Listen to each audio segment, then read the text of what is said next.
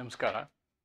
ಈ ಮಾನವ ಹಕ್ಕುಗಳ ಚರ್ಚೆಯ ವಿಷಯದಲ್ಲಿ ಘಟಕ 4ರ ಮೊದಲ ವಿಡಿಯೋ ನಾನು ಇವತ್ತು ಪ್ರಾರಂಭಿಸ್ತಾ ಇದ್ದೀನಿ. ಈ ವಿಡಿಯೋನಲ್ಲಿ ನಾವು ವಿಶ್ವ ಮಾನವ ಹಕ್ಕುಗಳು ಅಂತ ಏನು ಹೇಳ್ತೀವಿ ಅಂದರೆ United Nations union charter and ultimately which declared the UDHR, United Nations declaration of human rights. ಇವುಗಳಿಗೂ ಮತ್ತು ಭಾರತದ ಸಂವಿಧಾನಕ್ಕೂ ಇರುವಂತಹ ಸಂಬಂಧವನ್ನು ಕಲ್ಪಿಸುವಂಥ ಪಾಠ ಇದು. ಇದನ್ನು ನಾನು UDHR ಮಾಡಿದಾಗಲೂ ಅಲ್ಲಿ ಕಂಪ್ಯಾರಿಸನ್ ಮಾಡಿದ್ದೀನಿ. ಅದು ನಿಮಗೆ ಇಲ್ಲಿ ಸಹಾಯ ಮಾಡ್ತದೆ. ಈ ಒಂದು ಪಠ್ಯಕ್ರಮದ ವಿಷಯವನ್ನು ಪ್ರಶ್ನೆಯನ್ನು ಉತ್ತರಿಸುವಲ್ಲಿ ನಿಮಗೆ ನಾನು UDHRನಲ್ಲಿ ಮಾಡಿದಂತಹ ಪಾಠವು ಕೂಡ ನಿಮಗೆ ಹೆಲ್ಪ್ ಆಗ್ತದೆ. ಆದರೆ ಸ್ಪೆಸಿಫಿಕ್ ಆಗಿ ಇದು ಘಟಕ 4ರ ಉದ್ದೇಶಕ್ಕಾಗಿ ಇವತ್ತಿನ ಈ ಪಾಠವನ್ನು ಮಾಡ್ತಾ ಇದ್ದೀನಿ. ಘಟಕ 4ರ ಮೊದಲನೆಯ ವಿಡಿಯೋ ಲೆಕ್ಚರ್ ಇದಾಗಿರುತ್ತೆ. ಹೆಚ್ಚು ಸಮಯ ತೆಗೆದುಕೊಳ್ಳದೆ ನೇರವಾಗಿ ವಿಷಯಕ್ಕೆ ಬರೋಣ. ಈ ಒಂದು ಇವತ್ತಿನ ವಿಷಯದಲ್ಲಿ ನಾನು ಒಟ್ಟು ಇಷ್ಟು ಏನು ಸಿನಾಪ್ಸಿಸ್ ಮಾಡಿದ್ದೀನಿ, ಇವುಗಳ ಚರ್ಚೆಯನ್ನು ಮಾಡ್ತೀನಿ. ಅಂದರೆ ಇದರ ಅವಶ್ಯಕತೆ ಇಲ್ಲ, ಅದರ ಪ್ರಶ್ನೆಗೆ ಉತ್ತರ ಬರೆಯುವಾಗ ನೀವು ಇದನ್ನು ಹಿಂದಿನ ಎಲ್ಲ ವಿಡಿಯೋಗಳಲ್ಲಿ ನಾನು ಇದನ್ನು ಚರ್ಚೆ ಮಾಡಿದ್ದೀನಿ. I have discussed this introduction to human rights, what do you understand by human rights ಅಂತಕ್ಕಂಥದ್ದನ್ನು. ಮತ್ತು ಭಾರತ ದೇಶದಲ್ಲಿ ಹ್ಯೂಮನ್ ರೈಟ್ಸ್ ಯಾವ ರೀತಿ ಏನಾಯಿತು, ಇವಾಲ್ವ್ ಆಯಿತು ಅಥವಾ ಯಾವ ರೂಪುರೇಷೆಯನ್ನು ಪಡ್ಕೊಳ್ತು ಅಂತಕ್ಕಂಥದ್ದು, ಮತ್ತು ಈ ಹ್ಯೂಮನ್ ರೈಟ್ಸ್ಗೆ ಸಂಬಂಧಪಟ್ಟಂಥ ಅಥವಾ ಮಾನವೀಯ ಹಕ್ಕುಗಳಿಗೆ ಸಂಬಂಧಪಟ್ಟಂತೆ ನಮ್ಮ ಸಂವಿಧಾನ ಯಾವ ರೀತಿ ಅದನ್ನು ಅಳವಡಿಸಿಕೊಂಡಿದೆ ಅಂತಕ್ಕಂಥದ್ದು, ಮತ್ತು ಈ ನಮ್ಮ ಸಂವಿಧಾನದ ಮೇಲೆ ಅಥವಾ ಭಾರತದ ಮೇಲೆ ಅಂತಾರಾಷ್ಟ್ರೀಯ ಪರಿಣಾಮಗಳು ಯಾವ ರೀತಿ ಆಗಿರ್ತದೆ ಅಂತಕ್ಕಂಥದ್ದು, ಅಥವಾ ಅಂತಾರಾಷ್ಟ್ರೀಯ ಒಪ್ಪಂದಗಳಿಗೆ ನಾವು ಯಾವ ರೀತಿ ಸ್ಪಂದಿಸಿದ್ದೀವಿ ಅಂತಕ್ಕಂಥದ್ದು, ಮತ್ತು ಇದಕ್ಕೆ ಸಂಬಂಧಿಸಿದಂಥ ಕೆಲವು ಪ್ರಕರಣಗಳನ್ನು ನಾವು ಇಲ್ಲಿ ನೋಡ್ಬೋದು. ಮತ್ತು ಈ ಹ್ಯೂಮನ್ ರೈಟ್ಸ್ಗೆ ಸಂಬಂಧಿಸಿದಂತಹ ಸುಮಾರು ಆಯೋಗಗಳನ್ನು ನಾವು ಮಾಡಿದ್ದೀವಿ. ಅಂಥ ಆಯೋಗಗಳು ಇಷ್ಟಾದಾಗ್ಯೂ ನಮ್ಮ ದೇಶದಲ್ಲಿ ಏನಾದರೂ ಅದಕ್ಕೊಂದು ಚಾಲೆಂಜ್ ಇದೆಯಾ ಅಂತಕ್ಕಂಥದ್ದನ್ನು ನಾವು ಈ ಒಂದು ವಿಡಿಯೋದಲ್ಲಿ ನೋಡ್ತೀವಿ. ಇದು ನಿಮಗೆ there may be a question. The question may be like this: how the human rights of the United Nations are incorporated in our constitution ಅಂತ ಕೇಳ್ಬೋದು. ಅಥವಾ what are the constitutional provisions which provide for the human rights ಅಂತಲೂ ಕೇಳ್ಬೋದು. ಈ ಎರಡು ಪ್ರಶ್ನೆಗಳು ನಿಮಗೆ ಬರ್ಬೋದು. ಪೂರ್ಣ ಪ್ರಮಾಣದ ಪ್ರಶ್ನೆ ಇದರ ಮೇಲೆ ಕೇಳಲಿಕ್ಕೆ ಸಾಧ್ಯತೆ ಇದೆ, ಮತ್ತು ಇದಕ್ಕೆ ಸಾಕಷ್ಟು ದೀರ್ಘವಾಗಿ ಉತ್ತರಿಸಲಿಕ್ಕೂ ನಿಮಗೆ ಸಾಧ್ಯತೆ ಇರ್ತದೆ. ಯಾವಾಗ ಅಂತಂದರೆ ಸಂವಿಧಾನದ ಬಗ್ಗೆ ನಿಮಗೆ ಪರಿಪೂರ್ಣ ಕಲ್ಪನೆ ಇದ್ದಾಗ. ಅದು ಸಂವಿಧಾನದ ಭಾಗ 3, ಭಾಗ 4 ಮತ್ತು ಭಾಗ 4A ಇವುಗಳ ಬಗ್ಗೆ ಪರಿಪೂರ್ಣ ಕಲ್ಪನೆ ಇದ್ದರೆ ನೀವು ಈ ಉತ್ತರವನ್ನು ಬರೆಯುವಲ್ಲಿ ಯಾವುದೇ ಅಡೆತಡೆಯನ್ನು ನೀವು ಎದುರಿಸುವುದಿಲ್ಲ ಅಂತಕ್ಕಂಥದ್ದನ್ನು ಹೇಳ್ತಾ ಇಲ್ಲಿ ಮುಂದುವರಿಯೋಣ. Human rights and constitution of India, this is our heading, and for this I am giving the introduction to human rights here. We have discussed in all my previous videos. If you take United Nations, if you take UDHR, I have explained the whole concept. This is basically a jurisprudential concept which starts from Cicero and Socrates. ಅಲ್ಲಿಂದ ಪ್ರಾರಂಭವಾಗುವಂತಹ ಒಂದು ಚರ್ಚೆ ಇದು ಮಾನವ ಹಕ್ಕುಗಳು ಅಂತಕ್ಕಂಥದ್ದು. ಅದನ್ನು ನೀವು ಪೀಠಿಕೆಯಾಗಿ ಈ ರೀತಿ ಬರೀಬೋದು: human rights are inalienable rights. You cannot separate them. That is what HR Khanna told in the ADM Jabalpur case.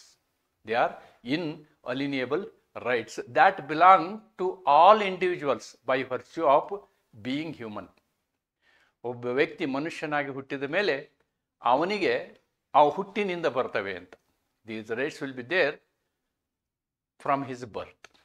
They include the rights like dignity, equality, liberty and security of life. And especially John Locke tells what is meant by liberty. He has defined liberty, or he was very much particular about liberty. Life, liberty and property are inalienable rights ಅಂತ ಹೇಳ್ತಾನೆ John Locke. Okay, so that is how human rights are moulded from before Christ even till today. ಮಾನವ ಹಕ್ಕುಗಳು ಎಲ್ಲ ಮಾನವರಿಗೂ ಸ್ವಾಭಾವಿಕವಾಗಿ ಇರುವ ಮರೆಸಲಾಗದ ಹಕ್ಕುಗಳು. ಇವುಗಳಲ್ಲಿ ಗೌರವ, ಸಮಾನತೆ, ನೋಡಿ, ಗೌರವ, ಸಮಾನತೆ, ಸ್ವಾತಂತ್ರ್ಯ, ಮತ್ತು ಜೀವ ಭದ್ರತೆ ಇವುಗಳು ಸೇರಿವೆ, ಅತಿ ಮುಖ್ಯವಾಗಿ ಸೇರಿದಿವೆ. Then what is the United Nations definition? ವಿಶ್ವಸಂಸ್ಥೆ ಏನು ಹೇಳ್ತದೆ? ವಿಶ್ವ ಸಂಸ್ಥೆಗೆ ಸಂಯುಕ್ತ ರಾಷ್ಟ್ರನು ಅಂತ ಹೇಳ್ತಾರೆ, ವಿಶ್ವಸಂಸ್ಥೆನೂ ಅಂತ ಹೇಳ್ತಾರೆ. Human rights are those rights which are inherent in our nature. They are natural rights and without which we cannot live as human beings. ಇವು ನೈಸರ್ಗಿಕ ಹಕ್ಕುಗಳು, ಇವುಗಳಿಲ್ಲದೆ ಮಾನವ ಬದುಕಲಾರ ಅಂತ. ಇವುಗಳಿಲ್ಲದೆ ಮಾನವನು ಬದುಕಲು ಸಾಧ್ಯವಿಲ್ಲ ಅನ್ನುವುದನ್ನು ನಾವು ನೋಡ್ತೀವಿ. ಈ ರೀತಿಯಾದಂತಹ ಒಂದು ಪೀಠಿಕೆಯನ್ನು ನೀವೇನು ಮಾಡ್ಬೋದು, ಈ ಪ್ರಶ್ನೆಗೆ ಉತ್ತರಿಸುವಾಗ ಬರೀಬೋದು ಅಂತ ಹೇಳ್ತಾ, ಈ ಭಾರತದಲ್ಲಿ ಈ ಹಕ್ಕುಗಳ ಪ್ರಗತಿ ಯಾವಾಗಾಯಿತು? ನೆನ್ಪಿಟ್ಕೊಳ್ಳಿ, ನಾವು ಹೋರಾಟ ಮಾಡಿದ್ದೇ ಸ್ವಾತಂತ್ರ್ಯಕ್ಕಾಗಿ. ನಿರಂತರವಾದ ಹೋರಾಟವನ್ನು 1885ರಿಂದ ನಾವು ಹೋರಾಟವನ್ನು, ಅಂದರೆ ಎವೋ ಹಿಮೋರ್ ಸ್ಥಾಪಿಸಿದಂಥ ಕಾಂಗ್ರೆಸ್, ಆಮೇಲೆ ಸೋಲ್ಜರ್ಸ್ ಮ್ಯೂಟಿನಿ ಅಂತ ಏನು ಹೇಳ್ತೀವಿ, ಅಲ್ಲಿಂದ ಪ್ರಾರಂಭ ಮಾಡಿದಂತಹ ನಮ್ಮ ಹೋರಾಟ 1947ವರೆಗೆ ನಡೆದು ಬಂದದ್ದು ಈ ಮೂಲಭೂತ ಹಕ್ಕುಗಳ ಹೋರಾಟಕ್ಕಾಗಿ. ರಾಜಕೀಯ ಹಕ್ಕುಗಳು, ಮೂಲಭೂತ ಹಕ್ಕುಗಳು, ಇವುಗಳಿಂದ ನಾವು ವಂಚಿತರಾಗಿದ್ದೀವಿ ಬ್ರಿಟಿಷರ ಕಾಲದಲ್ಲಿ. So all these things have come. ಇಲ್ಲಿ ನಮ್ಮ ಪ್ರಗತಿ ಹೆಂಗೆ ಸ್ಟಾರ್ಟ್ ಆಗ್ತದೆ ಅಂತಂದರೆ, ಸ್ವಾತಂತ್ರ್ಯದ ನಂತರ ಅದು we are very much influenced by UDHR. ನೋಡಿ, 1948ರಲ್ಲಿ UDHR ಬರ್ತದೆ. 1949ರ ನವೆಂಬರ್ 26ನೇ ತಾರೀಕು ನಾವು ಸಂವಿಧಾನವನ್ನು ನಮಗೆ ಅರ್ಪಿಸ್ಕೊಳ್ತೀವಿ.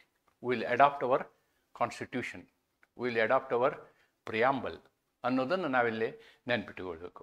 Human rights are in India have the roots in the ancient dharma, traditions, colonial oppression and the freedom struggle. Nodi, they were there in dharma.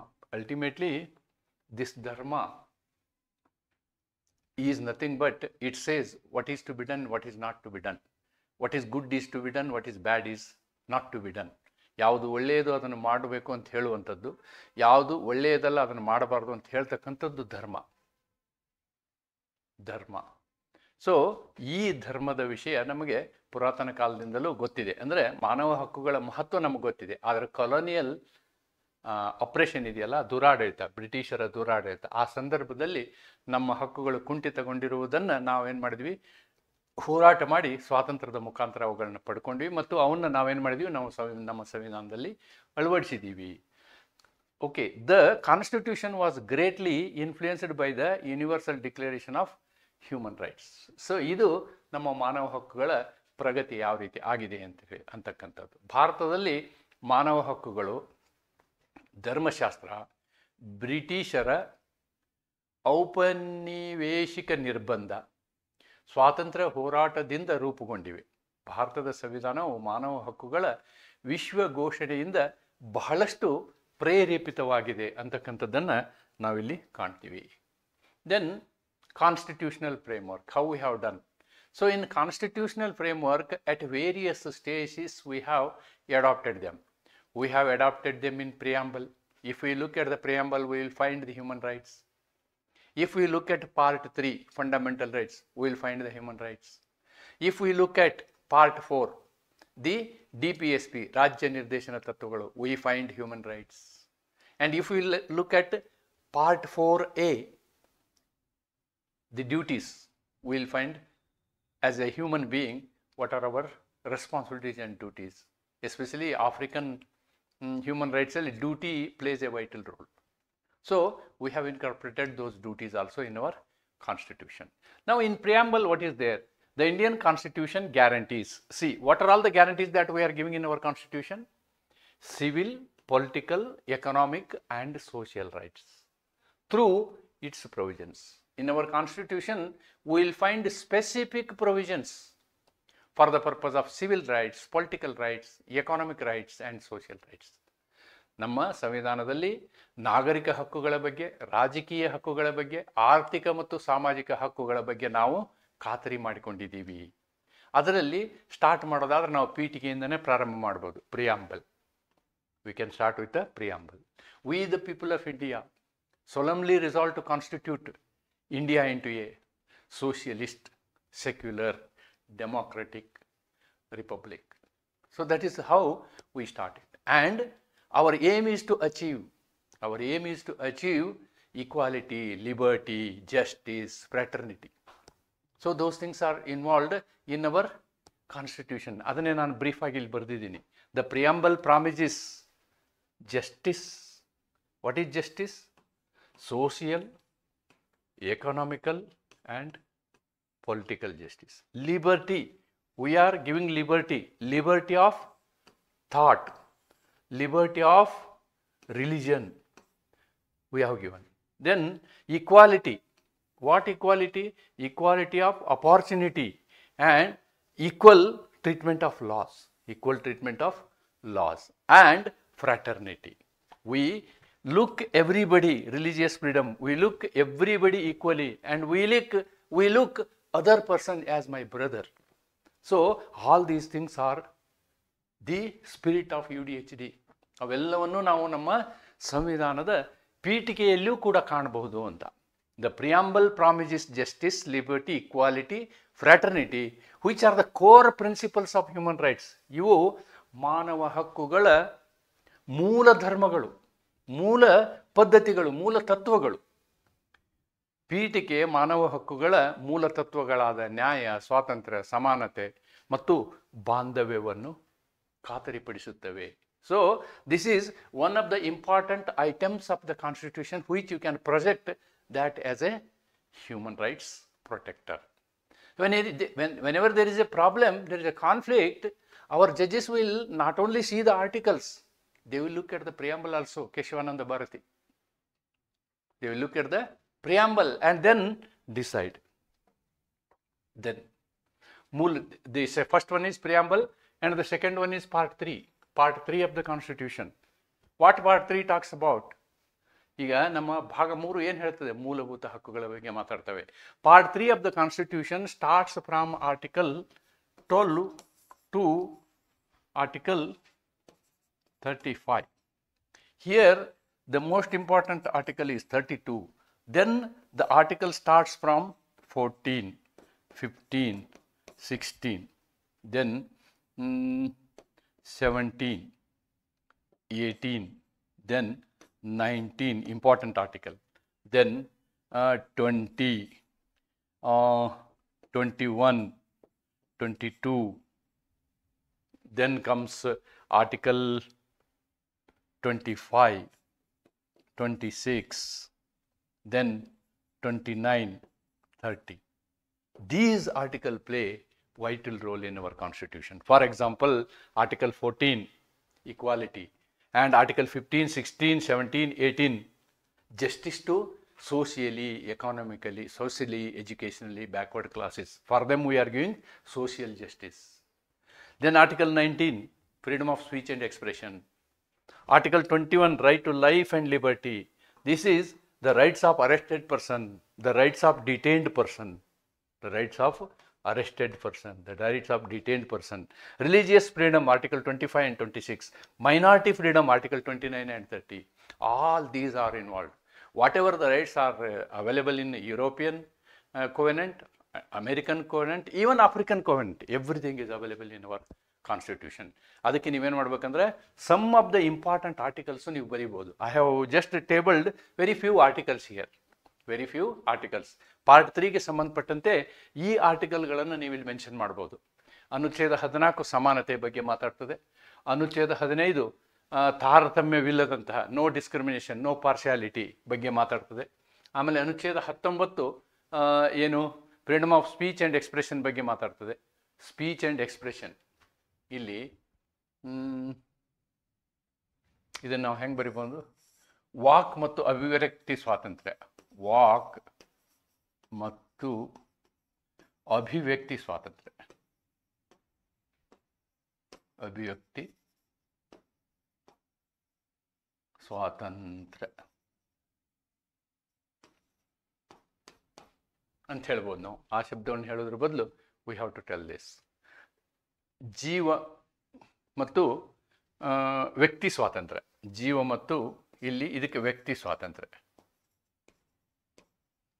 Liberty ಅಂದರೆ ಇಲ್ಲಿ ವ್ಯಕ್ತಿ ಸ್ವಾತಂತ್ರ್ಯ, ಜೀವ ಮತ್ತು ವ್ಯಕ್ತಿ ಸ್ವಾತಂತ್ರ್ಯ.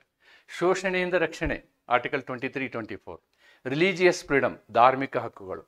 Right to constitutional remedies article 32 constitutional remedy ಅಂದರೆ ಯಾವುದೇ ಹಕ್ಕಿನ ಹರಣ ಆದರೆ ನಾವು ಅನುಚ್ಛೇದ 32ರ ಮುಖಾಂತರ ಸರ್ವೋಚ್ಚ ನ್ಯಾಯಾಲಯದಲ್ಲಿ ನಮ್ಮ ಹಕ್ಕಿನ ರಕ್ಷಣೆ ಮಾಡ್ಕೋಬೋದು. We can file A writ application and supreme court will issue writ if our fundamental rights are violated, which was not available in American Constitution, which they got through Marbury versus Madison. So ಈ ಎಲ್ಲ ಪ್ರಾವಧಾನಗಳನ್ನು ನೀವು ಉದಾಹರಣೆಯಾಗಿ ತೋರಿಸ್ಬೋದು ಅಂತ ಹೇಳ್ತಾ ಮುಂದಿನ ಒಂದು ಇದಕ್ಕೆ ಹೋಗ್ತೇನೆ ನಾನು. Directive principles of state policy ನೋಡಿ, ಇವುಗಳಲ್ಲಿಯೂ ಕೂಡ ನಾವೇನು ಮಾಡಿದ್ದೀವಿ ಅಂದರೆ economic rights, social and economic rights ಅಂತ ಏನು ಹೇಳ್ತೀವಲ್ಲ, economic, social and cultural rights, economic, social and cultural ರೈಟ್ಸ್ನ ನಾವು ಇಲ್ಲಿ ಪ್ರೊವೈಡ್ ಮಾಡಿದ್ದೀವಿ. ಡೈರೆಕ್ಟಿವ್ ಪ್ರಿನ್ಸಿಪಲ್ಸ್, ರಾಜ್ಯ ನಿರ್ದೇಶನ ತತ್ವಗಳು,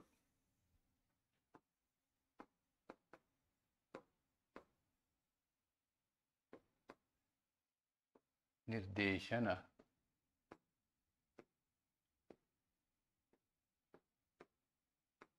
ಇವಕ್ಕೆ ನಾವು ರಾಜ್ಯ ನಿರ್ದೇಶನ ತತ್ವಗಳು ಅಂತ ಹೇಳ್ತೀವಿ ಕನ್ನಡದಲ್ಲಿ. The difference between this and this, these rights are justiciable. All these rights are justiciable. ಇವಕ್ಕೆ ನಿಮಗೆ ನ್ಯಾಯ ಒದಗಿಸಿ ಕೊಡ್ಬೋದು, ನ್ಯಾಯ ಒದಗಿಸಬಹುದು, ನ್ಯಾಯ ಒದಗಿಸಬಹುದು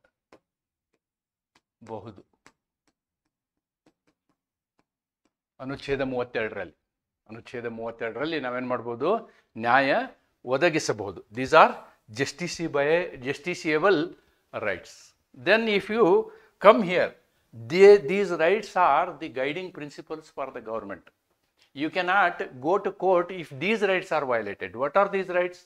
See, livelihood, Article 39, right to work, Article 41, 47, public health, all these things are, even we had article right to free education was here. Now that we have shifted as Article 21 capital A in our fundamental rights. ಅದನ್ನು ಕೂಡ ನೀವು mention ಮಾಡ್ಬೋದು. ಇದು ಹೇಗೆ ಅಂತಂದರೆ, ನಮ್ಮ ದೇಶ ಪ್ರಗತಿ ಹೊಂತ ಈ ರೈಟ್ಗಳು ನಮಗೆ ಫಂಡಮೆಂಟಲ್ ಆಗ್ಬೋದು. All these rights may become fundamental rights depending upon our progress, development of the country. ಸ್ವಾತಂತ್ರ್ಯ ಬಂದಾಗ ನಾವು ಇವುಗಳನ್ನ ಫಂಡಮೆಂಟಲ್ ರೈಟ್ ಆಗಿ ಮಾಡುವಂಥ ತಾಕತ್ತಿರಲಿಲ್ಲ. ಫಾರ್ ಎಕ್ಸಾಂಪಲ್, ಉಚಿತ ಶಿಕ್ಷಣ DPSPನಲ್ಲಿತ್ತು. ನಾವೇನು ಮಾಡಿದ್ವಿ, ಈಗ ನಮಗೆ ತಾಕತ್ತಿದೆ, ನಾವು we are capable. Therefore article 21A we find it in here. Article 21 capital A, article 21 capital A, right to education, right to education is there with us ನಾವು. Up to 14 years of age our children will get free and compulsory education. Free and compulsory education ಅನ್ನೋದನ್ನು ನಾವಿಲ್ಲಿ ಕಾಣ್ಬೋದು. ಅಂದರೆ ಜಸ್ಟಿಸೇಬಲ್ ಮತ್ತು ನಾನ್ ಜಸ್ಟಿಸೇಬಲ್ ರೈಟ್ಸ್ನ ನಾವೇನು ಮಾಡಿದ್ದೀವಿ, adapt ಮಾಡಿದ್ದೀವಿ. ಇವೆಲ್ಲವೂ ಕೂಡ UDHRನಲ್ಲಿ ಇರುವಂಥವು. All these things are available in the UDHR. Okay, these are all the rights. Then in 42nd amendment, this is the product of 42nd CAA, 42nd CAA, if I am not correct, 1972. Okay, 42ನೇ ಸಂವಿಧಾನ ತಿದ್ದುಪಡಿ, not 72, maybe 1975. Okay, ಮೂಲ ಕರ್ತವ್ಯಗಳು. Citizens are expected to hold human dignity, ನೋಡಿ, promote harmony, protect public property. These are available in UDHR. Therefore, they are also made as a fundamental duty of the citizen in our Constitution by 42nd Amendment as fundamental duties. ನೀವು ಇದನ್ನು mention ಮಾಡಬೇಕು. So I have told you A, preamble, B, fundamental rights, C, directive principles, D, fundamental duties. So all these things are provided in our Constitution, right? What is the reason for this? The reason is because of UDHR. UDHR came in 1948. Even before that also we planned all this. India is a signatory to major covenants, major treaties. Covenants ಅಂತ ಹೇಳ್ತಾರೆ, ಟ್ರೀಟೀಸು ಅಂತ ಹೇಳ್ತಾರೆ. ಭಾರತ ಪ್ರಮುಖ ಅಂತಾರಾಷ್ಟ್ರೀಯ ಮಾನವ ಹಕ್ಕುಗಳ ಒಪ್ಪಂದಗಳಿಗೆ ಸಹಿ ಹಾಕಿದೆ. And courts refer these while interpreting the rights. ನೋಡಿ, ನಮ್ಮ ಸಂವಿಧಾನವನ್ನು ಅಷ್ಟೇ ನಾವು ಇದು ಮಾಡೋದಿಲ್ಲ. ನ್ಯಾಯಾಲಯಗಳೇನು ಮಾಡ್ತವೆ, ಯಾವುದೇ ಒಂದು ಸಂವಿಧಾನದ ವಿಷಯದಲ್ಲಿ, ಮೂಲಭೂತ ಹಕ್ಕುಗಳ ವಿಷಯದಲ್ಲಿ ಅವಶ್ಯಕತೆ ಬಿದ್ದರೆ ಅವ್ರೇನು ಮಾಡ್ತಾರೆ, ಈ ಅಂತಾರಾಷ್ಟ್ರೀಯ ವಿಷಯಗಳನ್ನು, ಕೋವೆನೆಂಟ್ಗಳನ್ನು ರೆಫರ್ ಮಾಡ್ತಾರೆ ಅನ್ನೋದನ್ನು ನಾವು ನೋಡ್ಬೋದು. ಇವಕ್ಕೆಲ್ಲ ನಾವು ಸೈನ್ ಹಾಕಿದ್ದೀವಿ. UDHR 1948 we are signatories, ICCPR we are signatories, ICESCR we are signatories. ಇವಕ್ಕೆಲ್ಲವಕ್ಕೂ ನಾವು ಬಾಧ್ಯರಾಗಿದ್ದೀವಿ ಅನ್ನೋದನ್ನು ನೋಡಿದರೆ ಅಂತಾರಾಷ್ಟ್ರೀಯ ಮಾನವ ಹಕ್ಕುಗಳ ಪ್ರಭಾವ ನಮ್ಮ ಭಾರತದ ದೇಶದ ಮೇಲೆ ಇದೆ. ಅಷ್ಟೇ ಅಲ್ಲ, ನಾವು ಯಥಾವತ್ತಾಗಿ in letter and spirit we are following the international human rights. In India, we don't have a concept of genocide, disappearing. All these things are not there. And our courts are very much cautious to ensure that those things will not happen. Harassment on any citizen will not be allowed in India, except ADM Jabalpur. Role of judiciary. ನ್ಯಾಯಾಂಗದ ಏನು ಹೇಳ್ತೀವಿ ನಾವು, ಬಾಧ್ಯತೆಗಳು ಅಥವಾ ಅವರು ನಡೆದುಕೊಂಡಂತಹ ರೀತಿ, ನ್ಯಾಯಾಂಗ ನಡೆದುಕೊಂಡಂತಹ ರೀತಿ, ನ್ಯಾಯಾಂಗದ ಪಾತ್ರ, ರೋಲ್ ಅಂದರೆ ಕರೆಕ್ಟ್ ಶಬ್ದ ಇದು. The Indian judiciary has played A vital role in expanding human rights through judicial review and activism. ನೋಡಿ, ನಮ್ಮ ಸಂವಿಧಾನದಲ್ಲಿ ಕೊಟ್ಟಂತಹ ಹಕ್ಕುಗಳನ್ನು ಮೀರಿ ಅದರ ವ್ಯಾಪ್ತಿಯನ್ನು ನಾವು ಹೆಚ್ಚಿಸುವಲ್ಲಿ ಅನೇಕ ಪ್ರಕರಣಗಳಲ್ಲಿ ನಾವು ಏನು ಮಾಡಿದ್ದೀವಿ, ಯಶಸ್ವಿಯಾಗಿದೆ. ನಮ್ಮ ನ್ಯಾಯಾಂಗ ನಮ್ಮ ಮೂಲಭೂತ ಹಕ್ಕಿನ ವ್ಯಾಪ್ತಿಯನ್ನು ತುಂಬ ವಿಸ್ತಾರ ಮಾಡಿದೆ. It has expanded. If you want to understand, you can see my video on article 14 and article 21. You will appreciate it. Okay, ಅದರಲ್ಲಿ ಒಂದು 2-3 ಕೇಸನ್ನು ನಾನು ಇಲ್ಲಿ ಬರೆದಿದ್ದೀನಿ. One is Maneka Gandhi case. How Maneka Gandhi case expanded our fundamental rights ಅಂತ ಹೇಳೋದಾದರೆ, earlier we were following the concept of procedure established by law. You have to go to A.K. Gopalan case 1951. A.K. Gopalan versus state of Tamil Nadu ಪ್ರಕರಣದಲ್ಲಿ ನಾವೇನು ಮಾಡಿದ್ದೀವಿ, ಬಹಳ narrow interpret ಮಾಡಿದ್ವಿ article 21 ಅನ್ನು. ಅವ್ರನ್ನ detention ಮಾಡಿರ್ತೇವೆ ನಾವು, ಪ್ರಿವೆಂಟಿವ್ ಡಿಟೆನ್ಷನ್. ಅವ್ರು ಹೇಳ್ತಾರೆ 19 ಮತ್ತು 21 ಸಂಬಂಧ ಇದೆ ಅಂತ ಹೇಳಿ. ಅವೆರಡಕ್ಕೂ ಸಂಬಂಧ ಇದೆ ಅಂದರೆ ಏನಾಕಿತ್ತು ಅಂದರೆ, ಆ ರೀಸನೇಬಲ್ ರಿಸ್ಟ್ರಿಕ್ಷನ್ಗೆ ನನ್ನ ಅರೆಸ್ಟ್ ವಿರುದ್ಧ ಆಗಿದೆ ಅನ್ನೋದನ್ನು ಅವ್ರು ಪ್ರೂವ್ ಮಾಡ್ಬೋದಿತ್ತು. ಆದರೆ ಕೋರ್ಟ್ ಅವತ್ತೇನು ಹೇಳ್ತು, no 21 is different, 19 is different ಅಂತ ಹೇಳ್ತು. 19 ಇಸ್ ಡಿಫ್ರೆಂಟ್ ಅಂತ ಹೇಳ್ತು. ಆದರೆ ಮನೇಕಾ ಗಾಂಧಿ ಪ್ರಕರಣ ಬರುವಷ್ಟೊತ್ತಿಗೆ ನಾವು ಬಹಳಷ್ಟು ಸುಧಾರಣೆಗೊಂಡಿದ್ವಿ. ಆವಾಗ ನಾವೇನು ಮಾಡಿದ್ವಿ ಅಂದರೆ, ಅಮೇರಿಕದ ಪದ್ಧತಿಯನ್ನು ಅನುಸರಿಸಿದ್ವಿ. ಅಮೇರಿಕದ ಪದ್ಧತಿ ಏನು, not only procedure established by law, due process of law. The principle adopted in Maneka Gandhi case is due process of law. Due process of law. This we have adopted. What is the, in one sentence if I want to tell what is due process of law ಅನ್ನೋದಾದರೆ, ಈ ಕಾನೂನನ್ನು ಜಾರಿಗೊಳಿಸುವ ಪ್ರಕ್ರಿಯೆಗಳು ನ್ಯಾಯಯುತವಾಗಿರಬೇಕು, ಕಾನೂನು ನ್ಯಾಯಯುತವಾಗಿರಬೇಕು. ನಮ್ಮ ಮೊದಲಿನ procedure ಏನು, ಕಾನೂನು ನ್ಯಾಯಯುತವಾಗಿದೆಯೇ ಇಲ್ಲವೇ ಎನ್ನುವುದನ್ನು ಕೋರ್ಟ್ ನೋಡ್ತಿರ್ಲಿಲ್ಲ. That was procedure established by law. ಕಾನೂನು whether it is good or bad, it is not my job ಅಂತ ನ್ಯಾಯಾಲಯಗಳು ಹೇಳ್ತಿತ್ತು. ಆದರೆ ಈ ಪ್ರಕರಣ 1978 ಬಂದ ನಂತರ, ಅಂದರೆ ಎಮರ್ಜೆನ್ಸಿಯಿಂದ ನಾವು ಪಾರಾಗಿ ಹೊರಗೆ ಬಂದ ನಂತರ, ಸರ್ವೋಚ್ಚ ನ್ಯಾಯಾಲಯವು ಎಚ್ಚೆತ್ತುಕೊಂಡು ಏನಂತ, ಇಲ್ಲ ನಾವು ಡ್ಯೂ ಪ್ರೊಸೆಸ್ ಆಫ್ ಲಾನು ನೋಡ್ತೀವಿ ಇನ್ಮೇಲೆ ಅಂತ. ಡ್ಯೂ ಪ್ರೊಸೆಸ್ ಆಫ್ ಲಾ ಅಂದರೆ, whatever the law you are doing, it should be according to the human rights. It should not suppress the human rights. Then we will declare that law also as illegal ಅನ್ನುವಂತಹ ಒಂದು ಕಾನ್ಸೆಪ್ಟನ್ನು ಈ ಒಂದು ಪ್ರಕರಣದಲ್ಲಿ, ಮನೇಕಾ ಗಾಂಧಿ ಪ್ರಕರಣದಲ್ಲಿ ತರಲಾಯಿತು. There is one more case, E.P. Rayappa case is also there. E.P. Rayappa versus state of Tamil Nadu. In that case, what the Supreme Court will tell, no, the fundamental rights or the Article 14 cannot be kept in a cabin. It cannot be compartmentalized. It is a dynamic concept. What is dynamic concept? According to time, according to society, it goes on changing. So now you see, adultery was a crime. Adultery was a crime. Today adultery is not crime because of changing society. In case of Joseph Shine ಈ ಪ್ರಕರಣದಲ್ಲಿ adultery. Then Navtej Singh Johar, see that is homosexuality. Navtej Singh Johar ಪ್ರಕರಣ.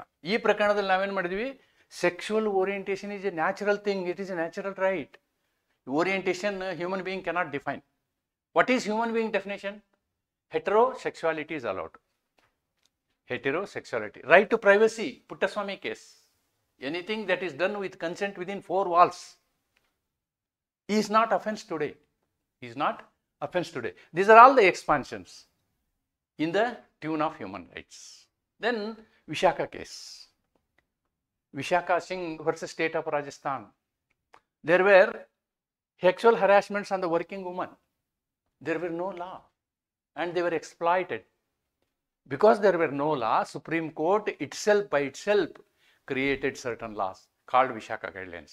And it said, till Parliament makes law, whatever the guidelines I have given should be read as law to protect the human rights. ಮಹಿಳೆಯರಿಗೆ ಕಚೇರಿಯಲ್ಲಿ ಗೌರವದ ಹಕ್ಕು. MC Mehta cases on environment, not only one case, MC Mehta, so many cases are there.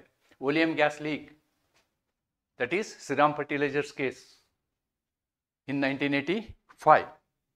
Then his case comes about Taj trapezium. Because of acid rain, Taj was becoming yellowish for sulfuric acid falling on the Taj Mahal. And then all the tannery industries were removed from there. That is trapezium gas case. Then Shivkasi case. Shivkasi, children were being used as workers there. Right? On so many cases I can quote on MC Mehta. These are some of the cases you can quote. How our judiciary protected the fundamental rights available in our constitution and thereby protected the international human rights.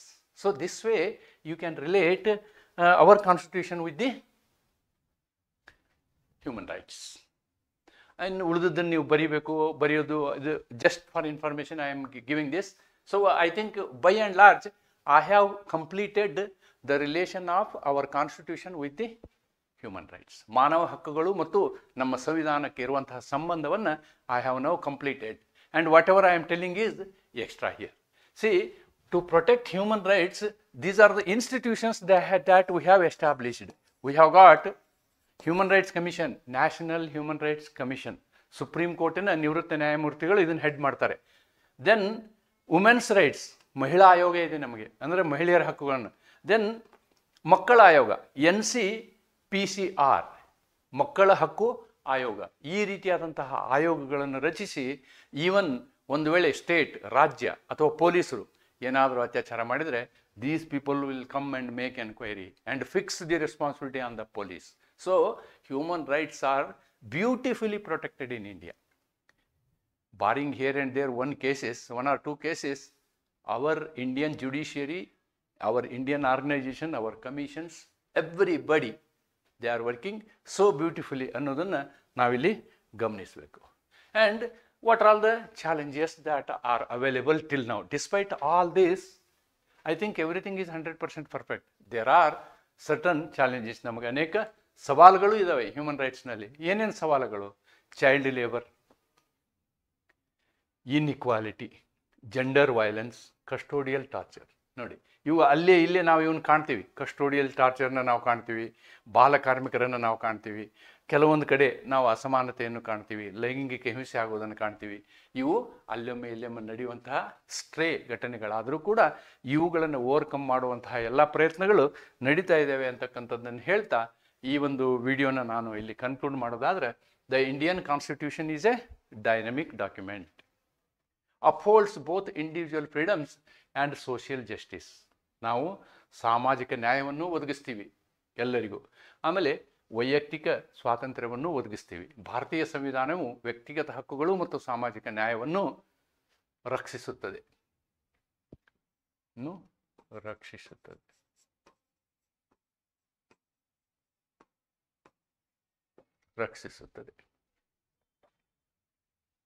To ensure realization of human rights, all organs, legislature, judiciary, and citizens must act responsibly. This is our responsibility.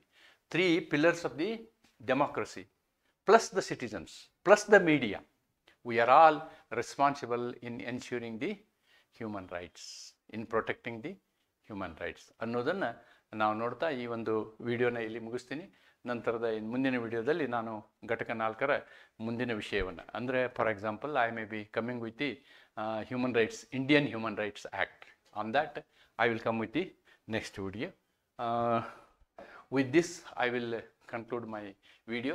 This is one question which you can very easily answer, because the only job what you have to do is correlate our fundamental rights, correlate our DPSP, correlate our duties with the UDHR. If you do that, the answer is perfect. Plus 1 or 2 case laws, whatever I have mentioned here, Maneka Gandhi, then what is the other case, Vishaka case, or even MC Mehta's environmental case. 1 or 2 cases you can refer to. Then you can write for all the international human rights, we are the signatories. Then you can also say so many human rights commissions are there. Human Rights Commission, Women Commission, Children Commission, all these things are there. Like that you can answer. With this I conclude my today's class.